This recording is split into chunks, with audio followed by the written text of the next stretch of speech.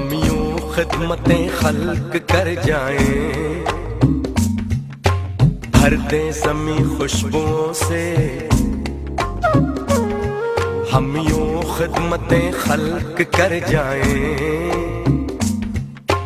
भर दे ज़मी खुशबुओं से। अंबार लेके मफहमतों के संवर जाए यादों में, हम ही तो हैं वो जयाले, अपनी ज़मीं के रखवाले। जम्मू कश्मीर पुलिस के हम जाबाज सिपाही निराले।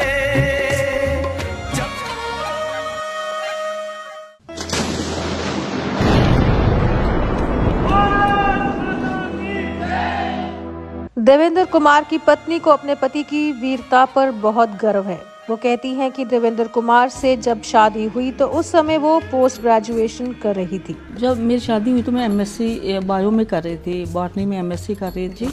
तो शादी के बाद फिर मेरी जॉब लग गई, तो पीएससी की पोस्ट एडवर्टाइज हुई तो मैं लेक्चरर लग गई +2 कैडर में। पति की ड्यूटी अक्सर अलग अलग जगह रहती थी, ऐसे में बच्चों को देखना, कामकाज करना मुश्किल होता था। अकेले में फैमिली को देखना बड़ा मुश्किल लगता था, जॉब देखनी, बच्चों को देखना। और हस्बैंड हमेशा उनकी ड्यूटी पुलिस वालों की अगर सेम डिस्ट्रिक्ट में भी हो तो वो रात को घर उनका आना बड़ा मुश्किल हो जाता है, तो स्टेशन को वो छोड़ नहीं सकते। पति के स्वभाव के बारे में वो कहती हैं कि कभी भी पति पत्नी आपस में नहीं लड़े, ऐसा संबंध था दोनों का। कभी मुझे कोई शिकायत नहीं हुई उनसे। वो इस नेचर के थे, बहुत कंप्रोमाइजिंग नेचर थी उनकी, बहुत रिगार्ड था, मतलब मेरे लिए उनके दिल में और उनके लिए मेरे दिल में। एक एग्जाम्पल थे। इनके जितने भी दोस्त थे वो कहते थे, एक बार कोई कहने लगा, देखो जी husband and wife leads a cats and dogs life. तो मेरे हस्बैंड बोलते कि नहीं, ये मेरी फैमिली का में तो ये एक्सेप्शनल केस है। हम जो 10-12 साल हमने निकाले, मुझे नहीं याद आता ज़िंदगी में 10-12 साल में कि कभी हमने एक दूसरे पे गुस्सा किया, एक दूसरे कभी कोई किसी ने नाराज़ हुए। क्योंकि एक तो आना ही बड़ा कम होता है इनका, घर में आना। तो मैं समझती थी, इनकी सिचुएशन को समझती थी। तो बाकी वाइफ जो है वो हस्बैंड का उसकी नेचर को पढ़ लेती है कि किस किस्म का आदमी है, अगर घर आपने स्मूथली चलाना है। सुदेश कहती हैं कि जब एक इंसान पुलिस की वर्दी पहनता है तो उसके लिए पहला कर्म है लोगों की सेवा करना। पुलिस वाले कम ही त्योहार परिवारों के साथ मना पाते हैं और उन्हें इस बात की कभी शिकायत नहीं थी। मैक्सिमम त्योहारों पे तो नहीं आ सकते पुलिस वाले। मेरे हस्बैंड क्या कोई भी पुलिस वाला हो, इनको अपनी फैमिली क्या, इनके लिए जो जहाँ पोस्टिंग होती है उस एरिया की सिक्योरिटी जो है उनका, वही अपनी फैमिली है कि पूरी एरिया की सिक्योरिटी जो है उसकी जिम्मेवारी उनके होती है। इनके साथ जब मैं बीमार हो गई थी ये 95 में, तो फिर हम 2 साल के लिए इनके साथ में छुट्टी लेके इनके साथ उधमपुर में रही। तो वो मैंने दिवाली इनके साथ मनाई हुई है। तो वो दिवाली भी क्या थी, हर 2 घंटे के बाद आधा घंटा घर आते थे।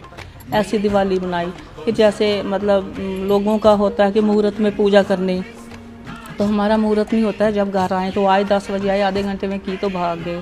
अब डिनर करना है, इकट्ठे त्योहार है तो मैनेज करने की कोशिश करते हैं। हाँ, 12 बजे आए। तो ऐसे मोस्टली जो करवा चौथ होती है, मेरी फर्स्ट करवा चौथ थी, तो तब भी मुझे ऐसे लगे कि ये घर आए।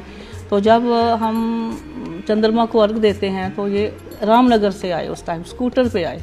तो वो कोशिश तो करते थे, मैं समझती थी जो बंदा रात को पहुंच रहा है कितना मजबूर है कि वो त्योहार पे नहीं घर आ रहा है, तो उनकी मजबूरी थी। वो कोई शिकायत नहीं थी मुझे इस बात के लिए कि, क्योंकि मैं ये ऑलरेडी ये सिस्टम देख चुकी थी अपने मायके में, अपने भाइयों का सिस्टम देख चुकी थी। शहीद देवेंद्र कुमार शर्मा जम्मू कश्मीर पुलिस के एक जांबाज योद्धा थे। सन 2001 में देवेंद्र कुमार की ड्यूटी बसौली में थी। शहादत के दिन को याद कर पत्नी सुदेश शर्मा की आज भी आंखें भर आती हैं। वो कहती हैं कि जब देवेंद्र कुमार की ट्रांसफर बसौली हुई तो दिल में अजीब सा महसूस होना शुरू हुआ। उनका कहना है कि शायद बसौली बसोली वो शहादत देने ही गए थे। ये फर्स्ट टाइम था जब मेरे हस्बैंड की पोस्टिंग बसोली में हुई और अंदर से मैं इतना डरने लगी और मैंने रोना शुरू कर दिया। मुझे पता था हाई रिचीज़ में मिलिटेंसी का कितना वहाँ इफेक्ट है। लोग कह रहे थे जी नहीं बसोली की बड़ी अच्छी पोस्टिंग है, मिलिटेंसी नहीं है, लेकिन मुझे अंदर से डर खाया जा रहा था कि वहाँ मिलिटेंसी है, वहाँ ऊपर एरिया में मिलिटेंसी है। चलो स्मूथ चल रहा था, हफ्ते में एक बार वो घर आ रहे थे। बसोली में उनकी कितने देर तक पोस्टिंग रही? 3-4 महीने रही होगी हार्डली। वो सिर्फ यही शहादत देने के लिए ही बसोली में गए हैं। जैसे ही उन्होंने बसोली में ज्वाइन किया तो सभी की अपना है नारा। सुदेश कहती हैं कि 30 अक्टूबर को बेटे का जन्मदिन था, तो ऐसे में उनको इस बात का यकीन था कि बेटे के जन्मदिन पर पिता जरूर घर आएंगे। जब ये मतलब घटना घटी हमारे साथ तो 27 की बात है, तो 30 को मेरे बेटे का जन्मदिन होता है, 30 अक्टूबर को। मुझे पता है कि ये आएंगे तो मैं वहाँ जाऊँगी। ये आ रहे थे उस दिन, मुझे पता था 17 दिन के बाद इनको आना था। सुदेश को इस बात का आज भी मलाल है कि आखिरी दिन से पहले देवेंद्र ने उन्हें कहा कि बच्चों के साथ उनसे मिलने आए, लेकिन किन्हीं कारणों से उन्होंने मना कर दिया। जिस दिन कंजके देते हैं नौमी के दिन, तो मुझे फ़ोन किया कि आप ना बच्चों को लेके आ जाओ, तो मैं भी सुकराला देवी जा रहा हूँ तो आप भी आ जाओ। तो मैंने पूछा कि आप वापस हमारे साथ वापस आ रहे हो? कहते नहीं मैं दशहरे के दूसरे दिन आऊँगा। फिर मैंने कहा नहीं मैं इतना ट्रैवल नहीं कर पाती, अगर आपने आना है हमारे साथ तो आऊँगी। पीछे से बेटी मुझे कहती जाए मम्मा बोलो मैंने जाना है पापा के पास। मैंने कहा पापा ने आ ही जाना 2 दिन के बाद, तो मैं नहीं गई। वो भी मुझे आज तक मैं रिपेंट करती हूँ कि मैं क्यों नहीं गई। मुझे लगता था कि हमारा रिश्ता ही ख़त्म हो गया था उस टाइम। और इनका कोई दोस्त जा रहा था, उसकी फैमिली जा रही थी, उसकी बेटी मेरी बेटी की मतलब फ्रेंड थी। मुझे ये बात ही उन्होंने आधी बात ही कही कि अगर आप आ जाते हो ड्राइवर को लेके तो मैं भी जा रहा हूँ सो माता सुकराला देवी। तो मैंने कहा नहीं अगर आपने हमारे साथ आना है तो ठीक है, वेल एंड गुड, नहीं आना है तो मैं फिर इतना ट्रैवल नहीं मैं कर पाता। आखिरी दिन भी देवेंद्र कुमार ने पत्नी से बात करने के लिए लैंडलाइन पर फोन लगाया, लेकिन उस दिन भी दोनों की बात ना हो पाई। जब मैं दूसरे दिन सुबह 5 बजे आई घर में, तो जो घर में सर्वेंट था उसको इन्होंने पूछा फ़ोन करके, बीच में फिर आए होंगे ना, उन्होंने पूछा मैडम आई है? वो कहता नहीं अभी नहीं। घर पर लैंडलाइन हुआ करता था। हाँ, तो घर पे फ़ोन आया, इतनी देर मैंने फिर बेल कर दी, बच्चे भी साथ थे। उसने फ़ोन बंद किया और दरवाज़ा खोलने के लिए आया, तो मुझे कहता अभी साहब का फ़ोन आया था। मैंने कहा क्या बोलते हैं? पूछ रहे थे मैडम आई है, तो मैंने कहा नहीं आई है। बिलावर के लोहाई मलार इलाके में ये जांबाज आतंकियों के रडार पर था। आईडी ब्लास्ट में देवेंद्र कुमार शहीद हुए। पत्नी ने जब टीवी ऑन किया तो वहां खबर चल रही थी कि एसडीपीओ बसोली आईडी ब्लास्ट में शहीद हो चुके हैं। इनकी एक नेचर थी, जब बाहर से आते थे तो इन्होंने पहले बच्चों को घुमाना, सारे आगे पीछे खिलाया पिलाया छोड़ा, फिर हाथ मुंह धो के चेंज करके फिर बैठते थे, फिर बाहर नहीं निकलते थे। तो बच्चे भी जा रहे थे पापा आ जा रहे हैं, खुशी बच्चों को होती है कि पुलिस वालों के बच्चों को इतना टाइम ही नहीं मिलता फादर के साथ रहने का। जब कोई 7-7:15 हुए तो मुझे ऐसे थोड़ा सा फील हुआ कि मैं अभी आएंगे तो मैं नहीं जाऊंगी। मैं गई तो वाशरूम में देखा कपड़े पड़े हुए पहने, मैंने तो आ गई। जैसे आई तो मैंने थोड़ा मूड ऑफ में ही मैंने टीवी ऑन किया, तो टीवी में स्लिप आ रही थी कि एसडीपीओ बसोली देवेंद्र शर्मा की मतलब इंटरव्यू भी आ रहा था। जो डीआईजी थे बैद शेषपाल बैद, उनका इंटरव्यू भी आ रहा था कि उनकी मौके पे ही शहीद हो गए हैं। तो बस आप देखो कि जो वेट कर रहे हैं बच्चे, वेट कर रहे हैं कि पापा घर में आ रहे हैं, और टीवी पे कोई न्यूज़ सुने तो फिर आप मैं भी समझ नहीं सकती हूँ कि क्या हालात होते हैं। उसके बाद मुझे कहा मेरा दिमाग ने इतना मतलब सह नहीं पाया, तो शायद मैं नहीं पता लगा होगा बेहोश हो गई या कुछ हो गया। शहादत के समय बच्चे बहुत छोटे थे। देवेंद्र कुमार का पार्थिव शरीर उनके गांव आरसपुरा लाया गया, जहां पूरा गांव उमड़ा और शहीद को श्रद्धांजलि दी। बेटी 4th में थी, बेटा 7th में था।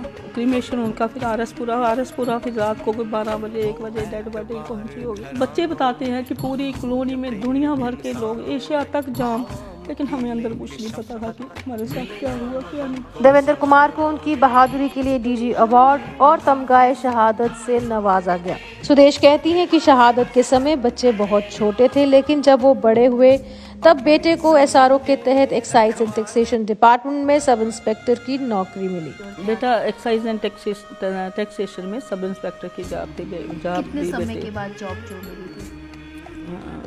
जब वो उस काबिल हुआ, मतलब उस टाइम जॉब मिली तो अप्लाई कर दिया था हमने, लेकिन जब वो पूरा उसका स्टडी, हाँ एज हो गई, स्टडी उसकी हो गई, तो फिर उसको जॉब मिली। सुदेश कहती हैं कि शहीद का हमेशा नाम रहता है, क्योंकि रोज कितने लोग मरते हैं जिन्हें सब भूल जाते हैं, लेकिन शहीद का नाम हमेशा जिंदा रहता है और वो परिवार पीढ़ी दर पीढ़ी शहीद के नाम से ही जाना जाता है। जब हम नुकसान देखते हैं, घर का नुकसान, फैमिली का नुकसान, अपना नुकसान, एक जो जाने वाला तो चला जाता है, लेकिन जो पीछे रहने वाले लोग, पीछे रहने वाले जो परिवार है, वो तिल तिल मरते रहते हैं।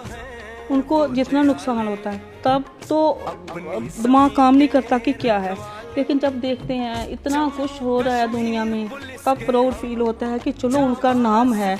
अब 21 अक्टूबर को आपने देखा शहादत, मतलब उनका जो मार्टियर्स डे मनाते हैं, तो थोड़ा प्राउड फील होता है कि अगर कुछ करके गए हैं तो उनका ये दिन मनाया जा रहा है। अब 27 को आरएसपुरा में मनाएंगे, जहाँ कोलैबोरेशन में डिपार्टमेंट भी करता है, वहाँ की मेमोरियल कमेटी भी करती, लोकल्स भी और लायंस क्लब जो है वो सारे मिलके, तो उस टाइम प्राउड भी आता है कि कल को बड़े लोग, बड़े इनके दोस्त होंगे, रिश्तेदार होंगे, जो आया उसने जाना ही है, लेकिन जो कुछ करके जाता है तो ये आने वाली जनरेशन के लिए एक बहुत बड़ी इंस्पिरेशन है कि अपना वो आज ख़त्म करके और देश का फ्यूचर जो है उसको बचाने के लिए, अपनी इस मातृभूमि को बचाने के लिए उन्होंने सैक्रिफाइस किया है, कुर्बानी दी है।